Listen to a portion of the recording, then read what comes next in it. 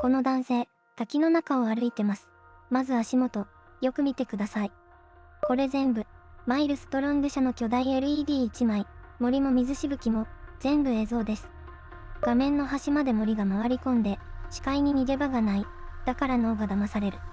思わず手を伸ばして、水に触れに行く。指先が当たるのは、平らな画面だけ。極めつけは足元、画面と床の境目が消えて、渓流がそのまま続いて見える。本物の自然と、ここまで作り込んだ偽物。あなたなら、どっちに癒される？